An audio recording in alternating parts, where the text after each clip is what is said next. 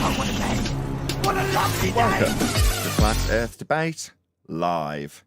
I'm your host Nathan Oakley, and if you are new to this channel, or you've not done so already, then be sure to subscribe. Hit the bell notification icon and join button if you'd like to become a Nathan Oakley 1980 channel member and keep up to date with the Flat Earth Debate. If you would like to support the channel, there is a super chat that runs alongside each of these shows while they are live, and there's also a Ko-Fi, Patreon, crypto and thanks button in the info box below the video. Most importantly, if you'd like to join the discussion, simply mute the page you are currently watching, then click the link in the info box below this video to join the panel and express your views on the nature of Earth. If you do join, please don't swear. If you do, you'll be ejected, and if you are, please don't try to rejoin the stream using sock accounts. You'll be warmly welcome back on the next stream. Please also share the show on social media. Sharing the show obviously increases the live audience, but this in turn increases the chances of a more diverse panel, so please share the show on Facebook and X. Now, we are joined in no particular order whatsoever. The Adam Meakin, Brian's Logic, Neil, and Refracted Curvature, together with a whole bunch of people in Discord. So welcome, one and all. How are you? Good Very morning, well. everyone. Hello, how are things? John is still your pet. Don't start this. We already did that yesterday show. I dug out that clip. I've already forgotten the guy's bloody name. Charlie something or other. Charlie Kirk. So in one of the examples, I can't remember the exact juxtaposition because he was a sort of sideline to a different example when showing how not to debate people. Again, I can't exactly recall the example I was giving at the time. But he came up as an example, or as part of an example, and like I say, couldn't remember his name. So Charlie Kirk, I believe is his name. It was hard to find it because the people who trim out his clips might be him, don't include his own name in the titles and such like. So he's just some random guy in a shorts video until you actually look him up and then find someone else's trimmed out short and then find out someone else's linked video with him in that actually does have one part of his name. And eventually I found my way to him. Now, why have I brought him up? Well, because although I'm pretty sure I was quite complimentary about him yesterday, it was notwithstanding this clip that I'd already seen, to be perfectly honest. But he was actually challenged at one stage about flat Earth. Not by challenged to demonstrate his knowledge. Now, in previous debates, this Charlie Kirk guy has challenged various woke people, let's just say, in terms of their complete lack of evidence that they would stack up for their assertions. Now, in this particular instance, he's asked about flat Earth and asked, or the guy speaking to him inquires on a podium if he's looked into it. That's really what the basis of the question is. Have you looked into the subject? And it seemed to me like more of an appeal to say, look, you seem like an authority on this subject. I'm reading between the lines. Let's not do that. We'll get to the clip in a minute. But as I told Neil in the pre-show, he basically hand waves the guy away, and in a manner of, not even a manner of speaking, he quite literally points him off the stage, or off the podium, I should say. So I don't know if you want to start with that. If you want to start with a bit of housekeeping, it's up to you. You guys decide on the G Plus panel. I think I'll throw it to, I don't know, randomly Refracted. John, you decide. Don't know. Bit of housekeeping, Okay. or should we get straight into this clip? It's only short, so hence me wanting to drag it out to a certain degree. We can do both, can't we? I think so. Okay. We did gravity and science and stuff yesterday, so any evidence of the distance to the sun? What would you take as evidence? A tape measure? Would measuring angular sizes? And trying to compare them via pre-assumption. Would that work for you? No. I mean, you can get certain aspects of GP positions, but in terms of the angular information, that's not useful unless you can actually get the height or the distance. But you're not getting the distance. You're getting the distance to the point below it, which isn't the distance. Why would we be, Yeah, but- just out of interest, why would we be calculating this? Us, you or I, why would we want to do this? Well, I'm just asking, like, if I was to pre-assume I was on a globe Earth, and I was to pre-assume the light in the sky that I call Venus was about almost exactly the same size as that globe Earth and was also a sphere. Then when it was transiting the sun, right? If I compared its angular size to the angular size of the sun, and I pre-assumed that it was the same size as the globe I pre-assumed I was standing on, right, which is a radius of 3959 miles, and I compare that with the angular size of the sun, then I could give you a distance. But if you won't accept that, then I don't have anything. I don't think you actually need the transit of Venus, do you? You just need Huygens' assumption and Kepler's third law. So I think that's part. No, Do you don't you for just the need scale? the angular sizes and several pre-assumptions. That's all you need. No. You don't need any of that nonsense. You say that. Just think it through a second. You don't need any of that. None of that is needed. Absolutely none of that is needed. Am I correct or not? You don't need to blag that you're doing something when you observe the occultation of the sun by Venus, right? All you need is an actual size. And you get that from Huygens. You did it at the beginning when you went, if I assume Venus is the same size as Earth, you're just doing what Huygens did. But at that point, you've got everything you need because Kepler's giving you the scale, isn't he? The transit doesn't give you scale, as far as unless I'm very much mistaken. No, the scale is the angular sizes. No, it isn't. The pre-assumption. No, it isn't. Yes, it is. No, yes, the angular size is just no. That's wrong. Stop. Yeah. Everyone stop. The scale is the assumed thing. So when you assume that Venus is the same as Earth, that is your scalar. Exactly.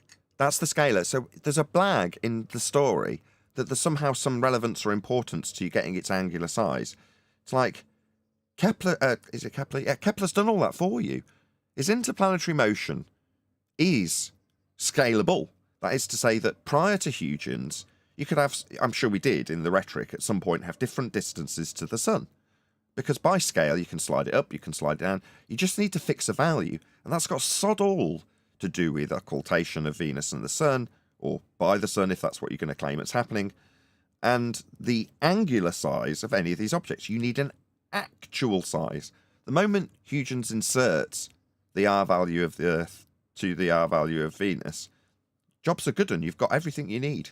Then you just need a little whimsical story to make it seem like Huygens is doing something practical in the real world when he just arbitrarily inserts that R value into the maths. So as far as I'm concerned, it's smoke and mirrors. Yeah, but that you didn't listen to what I said, right? I said, no, all you need is angular sizes and several pre-assumptions. You missed the several pre-assumptions part. Yeah. Okay, fair enough. You need the angular sizes to do the scaling. Do the same thing with anything. Yeah, you need the angles because that's what Kepler's dealing with prior to giving anything any values of size or distance. He's just got the angular sizes and the angle relationships. That's all he's got. You were right about the scalar when you said, no, you need to have an actual... Yeah, okay. You'd have to scale... But the scalar is actually globe Earth. Do you know what I mean? Yeah, it's us. It's R. It's the actual scale is the elevation angle to Polaris at its minimum. That's the real scalar, isn't it? Yes, that's the real scalar. You know, that's where the scalar is the globe Earth. The pre-assumption that we're on a globe of a particular size. That is the actual scalar. Well, I'm not arguing with you. Like you were right when you said the scalar was. Because I actually thought you were arguing against me saying that they use angular sizes. I was like, no, that's what they do. I was like, I'm really going to go again. Actually, mathematically prove it to you. Not at all. No, that's just part of the story, isn't it? So that the person reading the story sees it and thinks, "Oh, right. So Huygens, he's got his tools out. He's measuring stuff. He's watching the occultation. It's all very mystical, and it's all surplus to requirements. You just have to insert an actual value into Kepler's third law. That's it. Done." He doesn't have to do any observations. Kepler, Huygens, that is. No, they just build out the story to make it seem like something really complex and important happened astronomically. Nothing happened. Literally nothing. I could have done the same. You could do the same exact thing with a little bit of knowledge of angular sizes and a piece of paper. You don't need any astronomy. You don't need that. As in, when I say you don't need any astronomy, you just need the angular sizes of Venus and the Sun. That's all you need.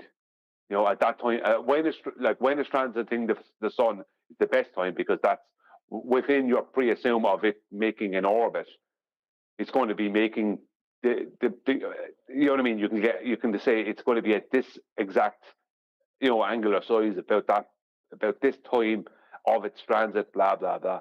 It's just making complexity out of something that's just a very simple ruse. That's all it is. Well, I used to think prior to realizing that the data for any journey through space would require a flat plane at its heart of its measurements that haven't been taken from a globe. I thought that was the reason why they'd hide the telemetry data initially. I mean, now I know that it would just be obvious if you went through it with a fine-tooth comb that they're making their measurements off a flat plane. But to hide the Kepler's third law scale, which is to say that without Huygens' ingenious assumption of Venus having the same R value as Earth, every single journey to anywhere ever in the heliocentric religion is dependent on that actually being right. And it's totally arbitrary. Now, I'm not suggesting for 1 second that, with that key, the heliocentric model suddenly becomes real. It's based on flat Earth angle measurements and all of the data that we got for flat Earth in the first place, and that will never change. But I'm just saying that prior to knowing that, you think, maybe the reason they're hiding the telemetry data is because it would show up the fact that by scale, you've only got one linchpin.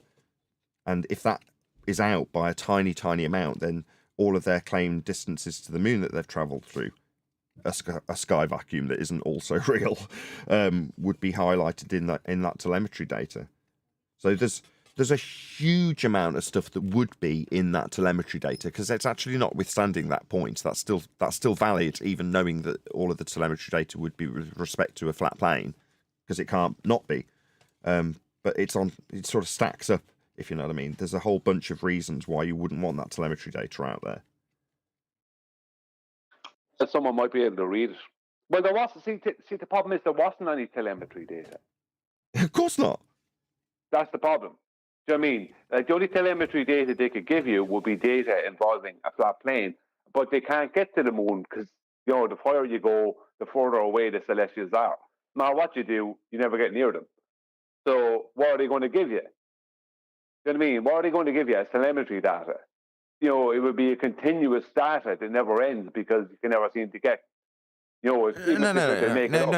I mean, if they were to give you bullshit data in the heliocentric world, which they could do, you'd still have all of the maths originating at the flat plane, wouldn't you? That's why they're holding sextants up on the ISS, because that's maybe it's a nod back to the Freemason buddies down the bar watching up and pretending to be in space. But the point is that the system itself, if they're claiming to be heliocentric, even if they're claiming to be in orbits and lying about being in space and travelling to the moon, which they absolutely have done, no one is going to contest that. They're going to have, even in a heliocentric claim to be telemetry data base, it will be based on a flat Earth still, won't it? It's not like they're going to say, well, as we raise up towards the stars, we never get any closer to them, and the same applies to the moon, so therefore we fudge the data thus. No, they'd fudge it heliocentrically, if that's even a word. Yeah, I don't know, because they'd have to... I don't know, because for what they're claiming, they'd have to use the equatorial plane. Yes, they would have to use the equatorial plane. But it wouldn't really show anything other than a kind of a slingshot type or S-shape type situation of how they claim to have gotten to the moon. If you look at how they claim to have gotten there, they're using gravity and Earth's rotation and the moon's orbit and all this other nonsense. So it's going to show a big kind of an S shape. But I just think that it just never. I personally think they just never bothered making it, because what's the point? It doesn't exist. I just think they never bothered putting it together. Yeah, it's kind of like if you're not in the know, saying, "Well, I'm sure we'll get the original copies of the moon footage someday." I'm sure they're just lying that they've accidentally recorded over them. It's like, no, you're not getting it. They edited together the stage pieces that they produced to lie to you about going to a place you can't go. So that there is no quote-unquote original footage. The stuff that was broadcast off a wall at the You're looking at it.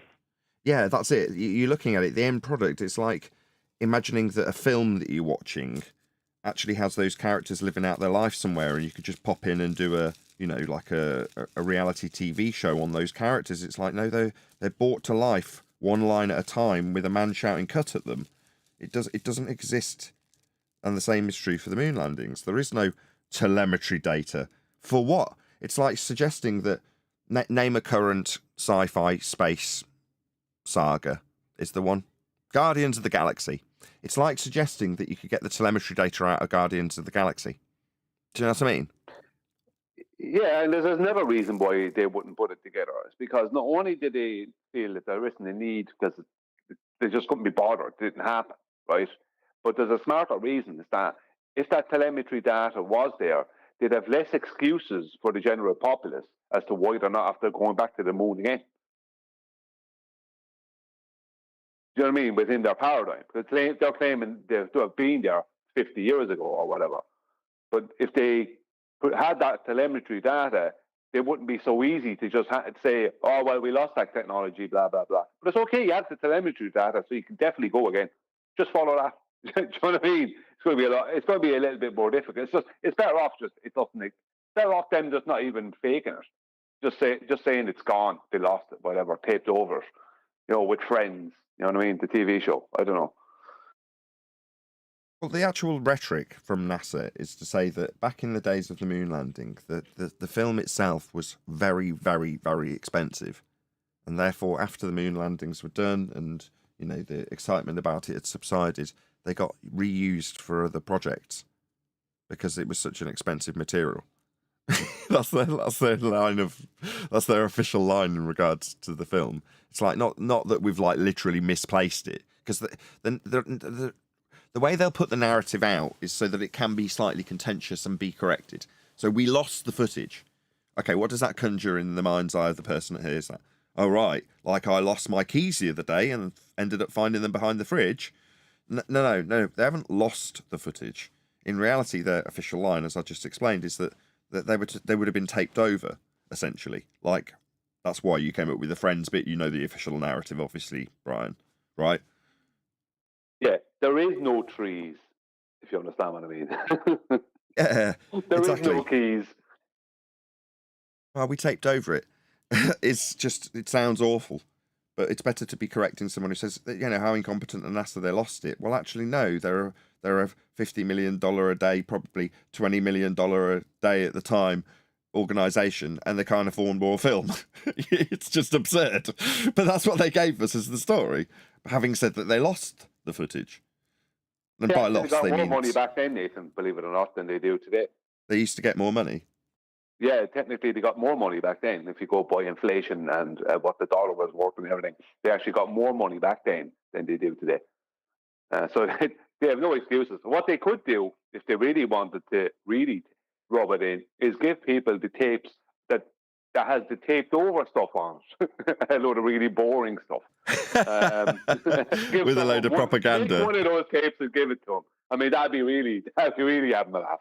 And see if the experts of today with software can pull the telemetry data off of these tapes, you know, off of this tape, not tapes. They'd have just one tape, just to see if it would happen. In any event, you know, whatever their story, this is the thing. When you've had any experience with liars and looked into what they do and how they are and how they behave, you know, you don't appeal to the liar if you sniff out a lie. Hang on a minute, where's the footage? Oh, we've got the footage here, it was broadcast. No, where's the tapes of the original footage that you recorded? Oh, we didn't. We broadcast it live by over a projector, and the media outlets had to then film that projector. Well, where's the tape that came from the projector? Well, there wasn't a tape in the projector. The projector was attached to a camera that was filming a monitor of the images, and that image went through to the projector to be projected on the wall, to be filmed by the film crew, to be broadcast out to you live. Okay, well, where's the footage that was played up on the monitor? Oh, we recorded over that. That's their story. Yeah, exactly. Well, you know what it is about lawyers is that as the deception detectives always says, and it's so if you understood lawyers before that, you would have understood exactly what he meant. That they hold their victims in contempt, as in someone who lies to you if they get away with it, they actually have a hatred for you, or they look down upon you because you've allowed them to lie to you. So NASA would literally look down, not all of NASA, but the higher top brass would be very much looking down upon the general populace of at least the United States and Florida as being below them or idiots or whatever. You know what I mean? They would do that because they're such unbelievable liars. Like an astronaut, like that person has to look down upon millions of people as being beneath them, and look upon them people with contempt because that person is such a liar. You know what I mean? So, you know, and I know, and everyone else here should know, there's no point in asking the liar why they lied, because they just lie again. You know what I mean? You're wasting your time. And it's the rigidity to the lie as well that the deception detective points out that's comparable here, or useful to point out here. When you talk to somebody who's got a story that they've just experienced, memories, they fade with time, and in your mind, things slightly alter as you don't recall things over and over again. As a consequence, when you retell a story, if somebody has a tragic event and they tell the news outlets on the day what happens, and then they go back 10 years later and re-interview them about the event, there's a good chance that various aspects of the story may change. Now, from a legal perspective, they're looking for that in a court to say, there's a deviation in your story. It's like, no, there's an aspect to it that's just natural in terms of how somebody who's not lying will just slightly deviate in terms of the information they give out. They might give out a slightly new piece of information that you didn't hear before. You go, I didn't realise it from that point of view until you said it now, because you didn't say it before. A liar, on the other hand, will stick hard and fast to what they say and never deviate, no matter how many interviews they do. It'll always be the same story, because it's a scripted story about something that didn't happen. So there are no new details. There are no intricacies of the memory that are going to alter beyond the script. So that's what you get from the liars. A constant retelling of the same story every single time they're talking about it, in the same order, with the same, basic timbre and tone. You don't get any of that alteration. And that's what you get from liars. They just give you the same story. And if you find a hole in the story, they introduce a new layer to the story. And as Brian's just pointed out, whilst looking down on you with contempt. Now, how do you get out of that cycle? Stop appealing to the liars. If you are new here, let's pretend there's someone in the audience. There's how many people watching? 70 or 80 people watching, let's say. I don't know, I'll have a look. Yeah, 80 people watching. Man, I knew the number just by the time. Okay, got consistent audience. Well done, everybody who shares the show consistently. I'm sure we'll be at 100 in the next 10 minutes. Please share the show if you haven't done so already. So when it comes to people like NASA, and you listen to someone like, what's his name? The drunk Uncle Buzz, right? When he's out there and he's telling his stories, there's nothing exciting about what he's telling about the moon landing. There's no new information, is there? Yeah? It's all completely garbage, benign, same repeated stuff that you've heard over and over again. And the only time you ever, with astronauts, or at least in my experience from watching videos on them, get new information is when you get something cryptic. Yeah? Like with Neil Armstrong, maybe a couple of years before he died, and he's in front of a load of college students talking about the veil being lifted, talking in double-speak and cryptic words. That was the only new bit of information we ever got out of someone like Buzz or Neil Armstrong, right? There's never any, oh wow, I'm glad I went to go and see Neil Armstrong at this talk because I didn't know this aspect of the most amazing achievement in mankind's history. But you don't, do you? There's nothing like that ever. No, I mean, if someone's a good lawyer, their lawyer will be very basic and simple. They'll have it well remembered, and they'll just regurgitate that exact thing year after year after year after year. A bad lawyer will have a story that may be somewhat similar, but they won't remember it correctly, and their story will change in a very short term. Whereas naturally, how you would describe a situation that happened to a film crew or to an audience or to anyone within a span of 15 years, 20 years, can change slightly because you have an emotional attachment to it in some form. So you're remembering it as it happened. So your description can slightly alter, but that doesn't mean you're a liar. It more means that you're actually being honest, more than likely.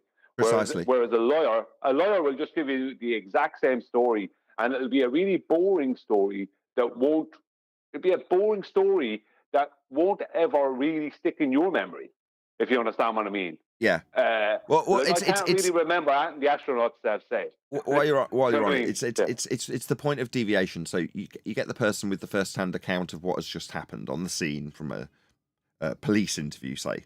A policeman arrives, asks the person that they are confronted with what happened, and they give them a story. So they write it down in their book.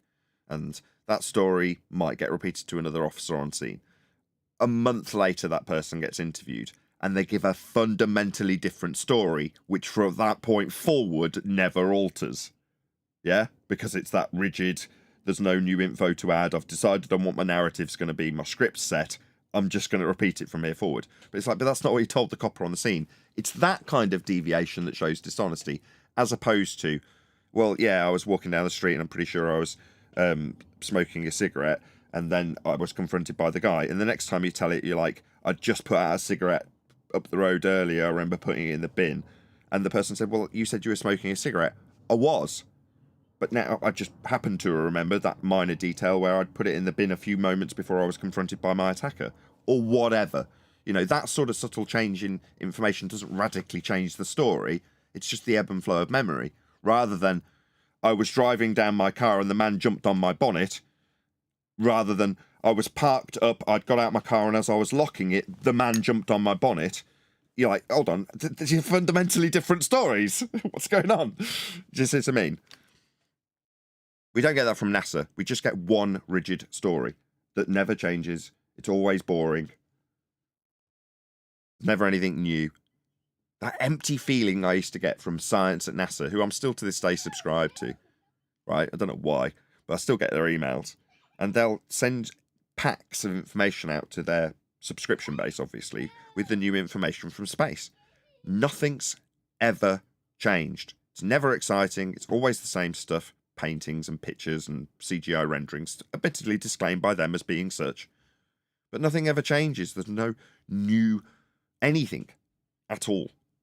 Just the same old, this stuff has got materials that we could be using and it's just out of reach. This is in reach, but has got no materials. That's it. That's what we get from them.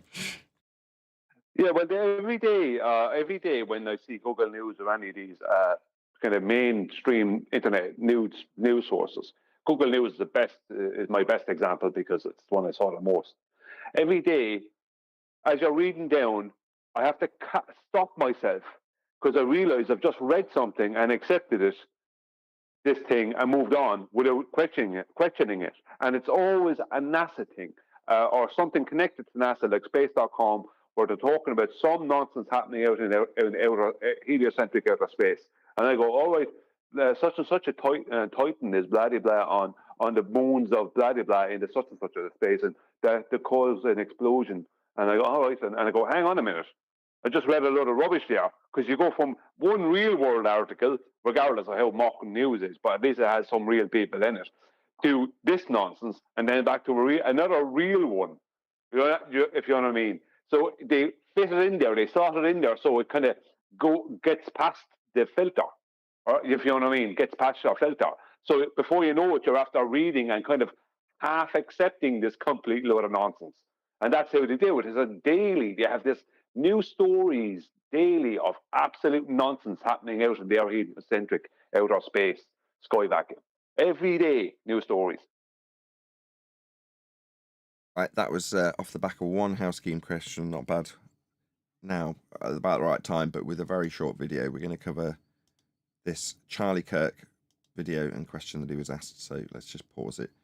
I already gave you a little preamble on this, so let's see if I can get rid of the Discord so it's a bit prettier.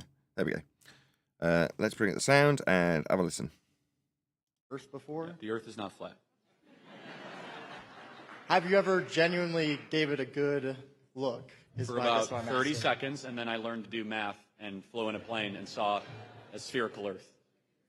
Yeah. Did it? Okay. Really? I'd say maybe it's worth giving another shot at. We'll hear it all the way through once. Thank you. All right. Thank you. Okay, so it started playing. I can never seem to catch these shorts right at the beginning. I'm just going to let it play all the way through once so you can hear the first question he gets asked, how he gets reacted to, and you saw him point him off at the end and smile. But we'll just hear it through once, okay? I was just wondering if you've ever looked into flat Earth before. The Earth is not flat. Have you ever genuinely gave it a good look? For about 30 seconds, and then I learned to do math and flew in a plane and saw a spherical Earth. Yeah. Did it? Okay. I mean, I'd say maybe it's worth giving another shot at. Thank you. All right. Thank you.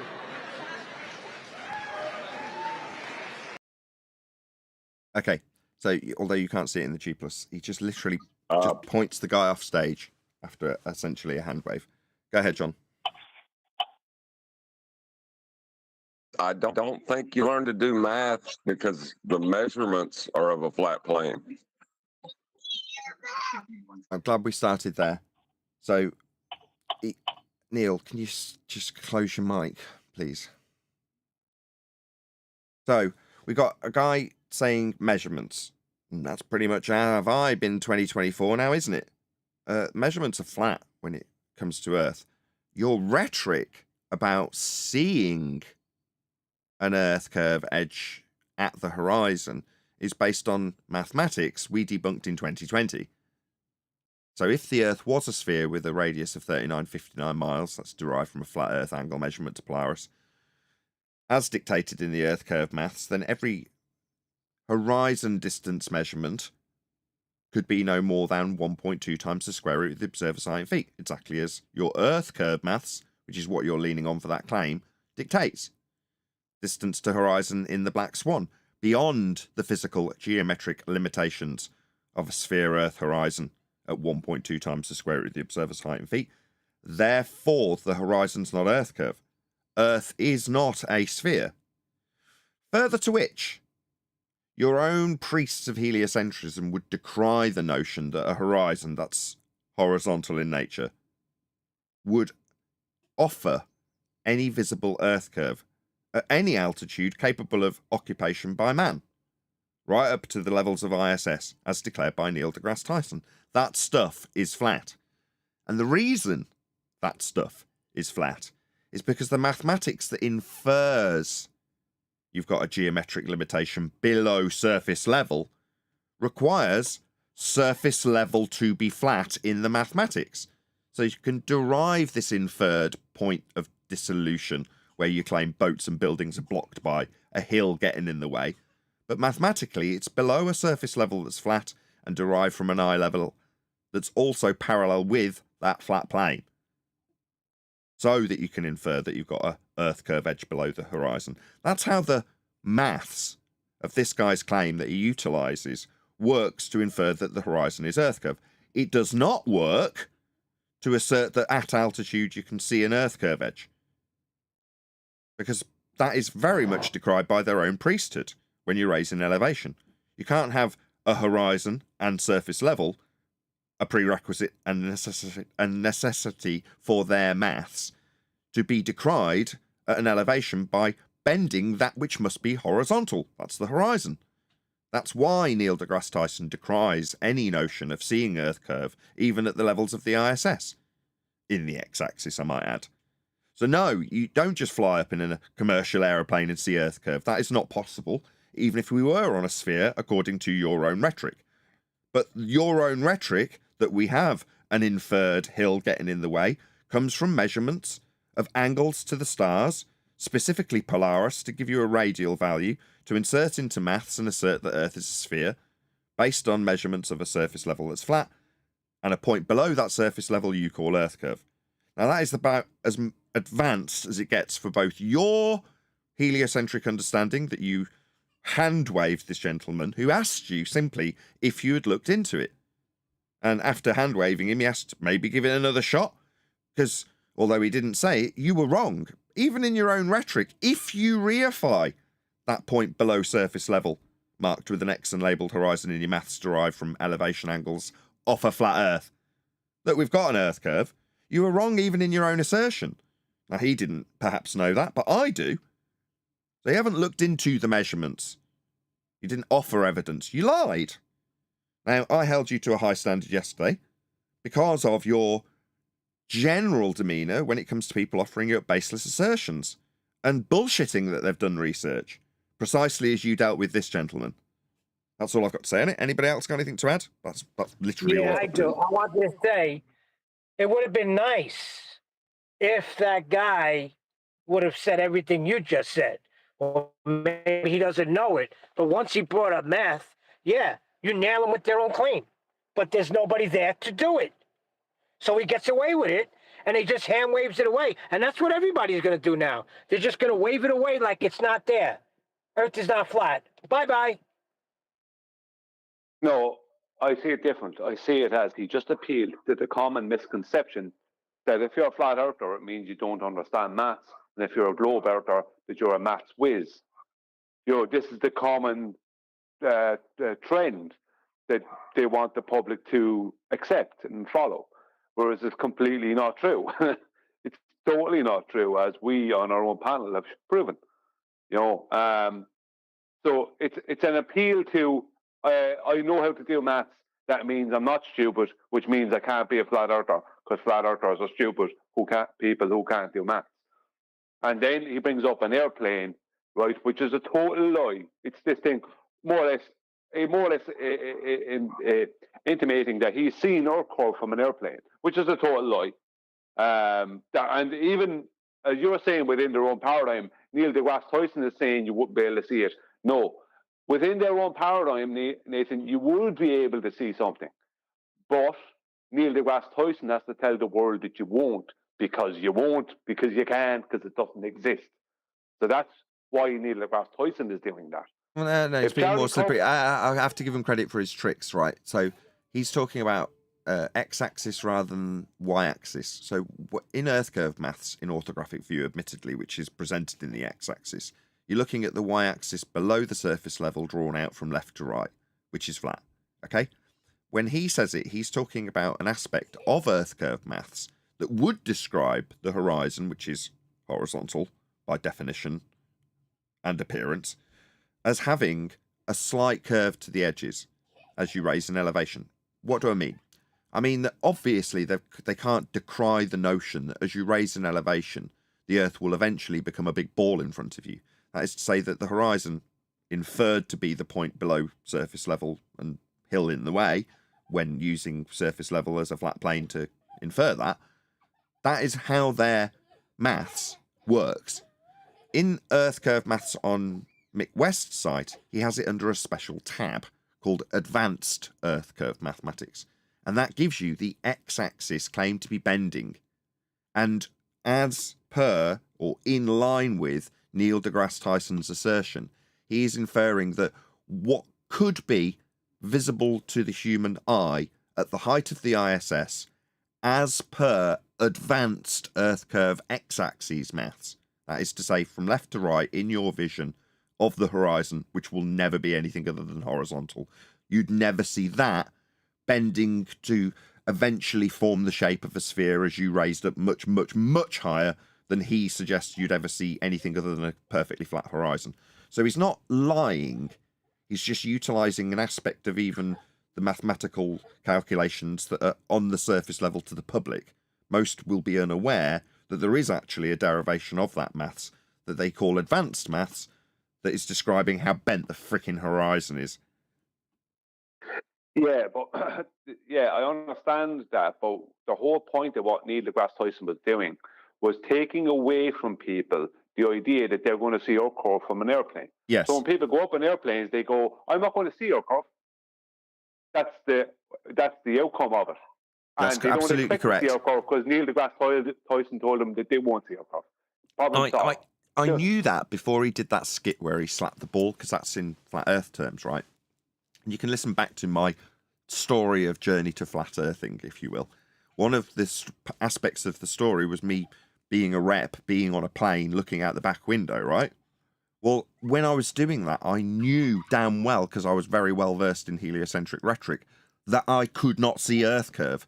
So one of the things while I was looking out the window that would go through my mind is, I wish I could get higher to see Earth curve. What do I mean? I mean, I'm saying in my own mind, I know I'm not seeing any curve. I can't. Therefore, ergo, I wish I could by getting higher because I can't. This guy, same plane, same window. Look at that beautiful Earth curve I'm seeing. What? No, you just don't understand your own bloody rhetoric. Yeah, he never looked for this Charlie Kirk. I know of the guy. He never looked for this Earth curve. He just pre-assumed that it was there. Maybe he didn't. Maybe subconsciously, a lot of people don't look out the window of the plane because they might see something that doesn't fit with what they believe. I did. I looked out the plane, and I told you the story back in the year 2000 when I was going to Australia, how I was kind of depressed in the plane, thinking Australia just must be a really flat country. That's what I said to myself. It must be just really flat because there's no Earth curve. You know what I mean? In any direction. And it's like not realizing, no, maybe it's all just flat. Yeah, that's the same as me. I was saying to myself when I was like, I wish I could go higher to see Earth curve. I'm saying I can't see Earth curve. Well, another way of looking at it is saying me looking out going, look how flat it all is. Because that's precisely what I was presented with.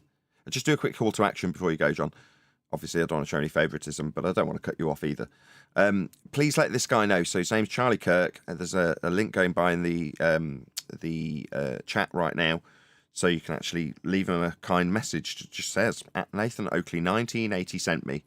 And just let him know that we have actually covered his video and critiqued some of his criticisms or his behaviour more than anything else, because he gives this guy a complete hand wave and literally points him off the podium at the end. Just get this guy out of here. Hand wave's been done.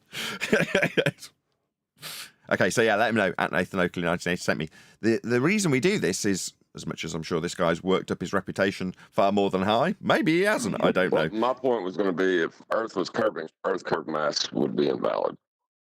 Yeah, if Earth was curving, you'd have no horizontal for the Earth curve maths to function with. What is that in Earth curve maths? Surface level. Yes. But the reason, just one more thing, I'm nearly done with my call to action. The reason we send you to people like Charlie Kirk and let him know, at Nathan Oakley 1980 sent me, is so that A, he can share in the algorithmic love, as I've got some to actually offer with a very moderate audience to send his way, with maybe 80 people watching right now. Please share the show if you haven't already. But if he were to respond, no, this was not a hand wave. Yes, I did see Earth curve. That comes from maths derived from flat plane measurements from the window of a plane. Hopefully, he would put a link to this video and offer us some love where YouTube offer us zero. They don't share this type of content on YouTube since they were told not to by Congress. So, please let him know. Go ahead, whoever it was that wanted to go, that I stopped. Yeah, considering Charlie Kirk brought up airplanes, and he is an influential character out there on campuses and different things like that. I think he works for Turning Point or USA or something like that, one of these kind of internet media outlets.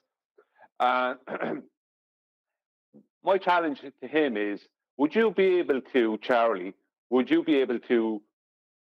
come up with the pitch data from any flight international or flight from one side or one end of the USA to the other? Because that would prove or disprove, considering you're bringing up airplanes, that would prove or disprove if the airplane is flying around the globe or over a horizontal plane.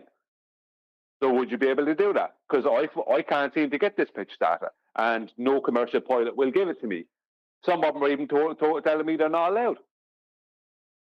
So maybe Charlie Kirk can get this pitch data, because that will prove or disprove. And it can't be fake. We already know how it Nobody works. can give you fake data, because every pilot in the world will know that's not correct. We already know how it works, though. Yes, but if you have the official data and you have someone with a big voice like this Charlie Kirk has, this guy Charlie Kirk has got a big voice. You know, he's like Ben Shapiro, Candace Owens. He's one of that ilk. He's got a big voice. So if he can get the data, that will then prove or disprove whether the Earth is a globe or not. It's that simple. He's a big voice. He should be able to get the data. Someone is definitely going to give it to Charlie Kirk. And if they don't, then Charlie Kirk is going to do a lot of head scratching. Because he's bringing up airplanes. You know, okay, Charlie, if you want to bring up airplanes, there's your challenge. Yeah, they've got measurements that you can acquire, then acquire them and shut us up with them if you're going to attempt to do such a thing, rather than hand-waving somebody by saying you've seen Earth curve from an aeroplane, which you have not. It goes squarely against your heliocentric priest rhetoric, specifically Neil deGrasse Tyson and the advanced Earth curve mathematics, and the assertion that you can see the horizon bending at altitude. You can't. So that wasn't a well-researched, well-rounded answer to a question of whether or not you'd looked into it. Now, your answer was, yeah, for 30 seconds. Okay. Well, based on past experience with this guy challenging other people who've put 30 seconds research into a subject that he spent a long time digging out the statistics and data for, so he can make his point with evidence, does he believe that 30 seconds worth of research was a good standard? Because I'm going to go with no. But he seems very pleased about himself. Look, I dealt with this flat earther really well. Maybe he wasn't a flat earther. Maybe he just seen a standard from you and thought, I'll appeal to this man I respect to see what standard he has attained within a subject that I've found recently and see interest in. What have you done to research this subject that could be fundamental to the world that we live in? 30 seconds is the answer. All right, you did 30 seconds answer and 30 seconds research and decided you already knew based on what you saw out of an aeroplane. I see. Fascinating stuff. Very poor standards. Very much not in line with the typical standards that you seem to exhibit. Also in line with the standards that you berate others with. That's why I've put this video on. I think I covered that in the first time I had my little preamble, though. Post-amble, just as good, hopefully. Anybody else got any comments on this? I'm dragging it out because it's such a short clip. Yeah, I have. The only 30 seconds he gave to the subject was the 30 seconds of him dealing with this guy. That's it. Whatever amount of time he gave to deal with this guy, that's the amount of time he gave to the topic. He's never, ever given it even more than that. That's it. That 30 seconds there is it. That's the max. So when he says, I gave it 30 seconds, he's literally telling the truth while trying to lie. Because that's all he's given it. Yeah, but that's not even being responsible. Actually, that's being a fool if you're not hearing two sides of a matter before you come to a conclusion. All he was being asked is, have you looked into it? Now, if you on stage can't just admit when you haven't. No, I haven't. Like, have you looked into the dome? I don't claim a dome. I don't know what the sky is. It's that level of honesty that you'd expect from somebody who's pinning people to the wall when they come up with some liberal nonsense that he wants to disagree with. He's not gone, I'm just going to call you an idiot and hand wave you off stage. You know, I can do maths. Ergo, you're an idiot. You can't do maths. When someone's offered him 0 statistics, he comes back with the statistics typically to challenge their view that they haven't done any research with. Anyway, I'm just repeating myself now. Cool. Anything else? Any more for any more? Is that it? Yeah, well, I think it's interesting how easily on big media, because technically Charlie Kirk he's basically mainstream media almost, I would put him at. Because mainstream media is actually kind of dying, right? Because it's such nonsense. There's such lies and everything involved in it. Nobody has anything to do with it. No one wants to know about it. So the numbers for the mainstream media outlets, for people, looking to get information off them, the numbers are going down rapidly, and they're actually having to lay off mainstream media are having to lay off lots and lots and lots of people. And even BuzzFeed News, I think, completely shut down. And there's a load of them. There's a load of layoffs happening because there isn't any proper mainstream media. Now, he is going to step into the shoes, him and some others. Let's say Candace Owens, right? Let's hope she does the right thing, right? He's going to step into the shoes of these big mainstream outlets that people are moving away from, right? But he's shown what he's willing to do when something comes up that he's uncomfortable about, right? Because he may not have been uncomfortable about other issues, that have been around in the past recent years. I won't go into what they are, several different things, topics. But this suddenly makes him uncomfortable. And how fast he's willing to dismiss it. How fast he's willing to come up with, to lean back on, Oh, I can do maths, so that means I'm not stupid. That means I'm not a flat earther, because a flat earther is not stupid, and stupid people can't do maths. You know, it's this circle of reasoning. You know, it's like, so how fast he's willing to do that? How fast the future of mainstream, what is the possible future of mainstream media? How fast this person is willing to hand wave away a topic, this topic specifically. You know, It would have been nice if the guy. Sorry, it would have been nice if the guy would have said, "Can you break down those mathematics for me?" Yeah, well, Yeah. I mean, if the guy's going to present the subject matter, I've said this all through the last 3 or 4 months on this show, just tell him how it's measured. Go straight to the measurements. If you're going to go to, I believe Earth is flat, this guy didn't do that. He asked the guy how much he'd looked into it. But if you are going to present it in a way, move forward on the front foot and assert it with facts and measurements. Because then you can annihilate your opponent if they bring up a claim with your first assertion by taking them to their measurements of a flat Earth when they make their claims. So when this guy says, well, the measurements, and then refers to planes, well, Brian did a very good job, although he phrased it in a question which was enticing him to interact with us. But you just take them to the measurements, take them to how flights actually function with respect to a plane, take them to a few citations from NASA detailing how Earth's dealt with flat, non-rotating, stationary when you fly on it, because that's what it is dealt with. So, you know, annihilate their claim with some flat Earth measurements, because that's how Earth's dealt with by everyone, including NASA, including all aeronautics. Planes is what he referred to. Take him to something with planes that shows how it's flat. Yeah, the lift effect. It's what I mean. But he's not going to listen to that. He won't listen to me or someone like me trying to detail the lift effect to him. But he'll have no choice but to accept the data. Do you know what I mean? Because he does maths. So he'll have no choice but to go, the data is not fitting what it's supposed to fit for my belief. I'm in trouble there. Do you know what I mean? He'll have no choice. What could happen is if by on the off chance he happens to hear this and he happens to go about trying to get that data, he could get that data and then not show it. Simply because he can't handle what the data is showing him.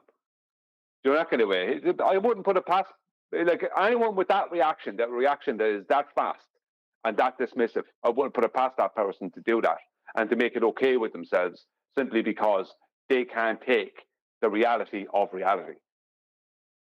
I also reckon, I also would predict, because that Candace Owens is likely to start talking about flat Earth when she comes out on her own show, or a show she's in has more influence over the running of, because she brought up the topic some months ago, back in 2022 hold on, or 2023. Hold on, sorry to stop you. Let's not segue on to Candace Owens, because we have covered her. I want to stick to this Charlie Kirk guy, because you started speculating. I'll tail off where you did with Candace. No, she actually brought it up. I know, but I just want to stick with this guy, which is to say that his reaction to it, in terms of how he's like so dismissive, and you just described it, right? Going from there, I would speculate that is because someone like him has gone through his adult life getting a handle on how the world politically, socially, maybe economically functions, works. And he thinks he's got a good handle on it.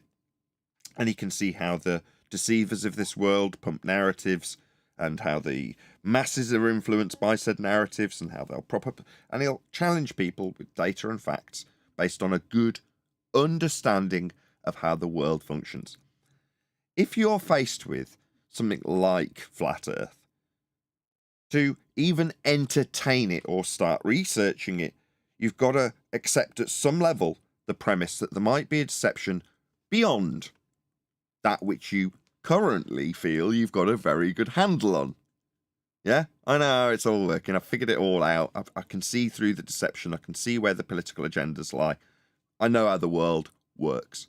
Really? What if we told you that what you believe the world is fundamentally is not what you know it to be? Would that turn your world upside down? Yeah, it would, because suddenly what you think you know in terms of how the world deceives and how the world operates is a drop in the ocean, so insignificant to the wider spectrum of deception that suddenly it makes your whole sense of existence seem that much less important. Yeah? Now, in a world of nihilism where you're in an ever-expanding universe of heliocentrism on a ball, and that ball's only got so much going on, and you've got a handle on it, finding out that the very premise of, well, there's not much to the world, there's not much consequences, it's an ever-expanding infinite nothingness, and in terms of just what we've got going on in our little anthill, I know how all the ants behave. Until you realise that potentially the ants have deceived you into believing that you're on an anthill, when in reality you're on a massive extended plane. So that's why I think he would brace against it, just to speculate and keep the conversation going, just till we round out the live show. Oh, absolutely. I mean, he probably feels he has got it all covered. But here comes a topic that completely takes all these other deceptions, all these other topics and issues that he would have pre-assumed to be so important. It takes all them and turns them all on their head, because this is so much huger. I mean, the enormity in size that this topic is in comparison to any other topic. I think people just can't, they can't fathom it. I think they need to make it seem like this topic is kind of not really important or whatever, because it's the most important. It's the biggest. It's like, this means that your whole world was a lie. Not just this political deception or that banking issue or this medical thing or whatever, or social engineering. This is some social engineering nonsense to do with whatever nonsense, right? Woke nonsense. This issue takes all of them, and it's like Godzilla, and they're all mice. Do you know what I mean? It's like they're such nothing in comparison. This is the head of the snake, and that's it. People don't want to accept that the snake has a head, or they don't want to look at the head of the snake, because then they can't deny it being a snake. Yeah, I wholeheartedly agree. It's well described by Conspiracy Cats in that interview he did with Haunted House, which seems to not die in terms of its usefulness by example. And in the third person, he's describing his friend that might contemplate the idea of a flat earth and find out that it's real. Suddenly he's got to question everything. Suddenly there might be massive lies. Suddenly every foundation of everything that he understands and accepts to be true could be untrue. You'd have to start questioning everything. You'd lose sleep, worrying about it. That's what he said. All in the third person, of course. It's nothing to do with him and how he feels about this subject. But that is the reality. Suddenly, hold on, if they manage to keep that under wraps, and right up until this moment of contemplation and realisation, I was supporting keeping it under wraps, and now everybody else who doesn't know what I've just found out and realised is going to brace against me, then the level of control in the world is simply beyond my comprehension. How has it got to this stage? Now, for us, we sit back in our chairs in a very relaxed manner and very calmly say, yeah, you can just track the history of it. And in terms of its utilisation, everything's being functionally used as flat forever. It's never changed. just the religious belief that you're standing on something other than the flat plane we use. That's just a belief, though, that you hold. Did you not realise until now? And now it's shocking and you think everybody could be lying to you? Yeah, it's perfectly natural. Damn my sight, I couldn't give a toss. Don't deal with it by yourself, I don't care. Yeah, because Conspiracy Cats was kind of saying, it's kind of, without saying it this way, but he was like, asking for a friend, just asking for a friend, do you think of blah, blah? That's basically what, even though he wasn't asking a question, he was referring to, let's say, if he had a friend, you know what I mean? When that friend is actually him. If I accepted this, it would mean all this other stuff is not what I think it is. Just for the record, I sleep like a baby. Me too. I've heard it from many a flat earther, the realisation. Because it can suddenly turn you back on liars, right? You don't have to keep asking them questions anymore. We covered this at the start of the live show. Nice that we've wrapped around in a full circle. But once you realise that they're lying to you about the stage show that they called the moon landing, what do? Do you go back and ask them, why does this look fake? Why is this glass of water sat on the desk when you're supposed to be in 0G? Why did the keys fall out of this man's pocket when he's supposed to be floating around? If you start asking them those sorts of questions because you've realised they're lying, what do you think they're going to do? Do you think they're going to congratulate you and give you a cash prize and then change the world by opening up to the world and the media and saying, actually, Johnny Briggs here caught us out, he saw us, he got... No, they're not. They're just going to lie to you again. That's all they'll do. Would you believe I'm so desensitized to NASA footage that my friend showed me a piece of NASA footage recently, a short, where there was these couple of astronauts standing around like they're on the ISS, they're supposed to be on the ISS, and you know the way they're all puffed up because they're supposed to be being lifted up due to a lack of gravity. You know that they're almost weightless. Now this kind of thing where they have them on harnesses or whatever. And one of them dropped this by accident, this kind of blow up globe thing in their hands or beach ball, and the thing went down. And I was like, what am I looking at? You know, I didn't even, it's just the whole video. My friend had to point out what the problem was with it because I am so I'm so far gone past NASA and their nonsense that I don't even question when I see them. I just go, oh yeah, that's more NASA. I don't even know. I don't even look for the lie, is what I mean. I just know there is a lie in there. I don't need to look for it. Right, I've had the same thing. People have sent me... What happened. Exactly, people have sent me clips and they've gone, check it out, isn't that awful? And you're like, what? And then they'll point out the flaw. Look, the guy fades as he disappears, and it's obviously an edit. He's not going through the door, he's fading out. Oh, yeah. Yeah, it's a stage show. Of course it's fading out. Of course it's edited. Of course the ceiling's not missing and then edited in afterwards with the high wires. It's a stage show. Anyway, I'm going to round out and say, if you are watching this on either Nathan Oakley 1980 or Nathan Oakley premiering streams, then stay tuned as there will be an after show to follow. Unfortunately, though, if you are watching this live, this is where we bid you farewell. So, another massive thank you to all of you who smashed the super chat, liked, commented, shared, subscribed, joined as a Nathan Oakley 1980 channel member, hit the Ko-Fi link and all that good stuff. I've been Nathan Oakley. Another thank you to today's Discord and G+ panels, and I will see you all in the next video.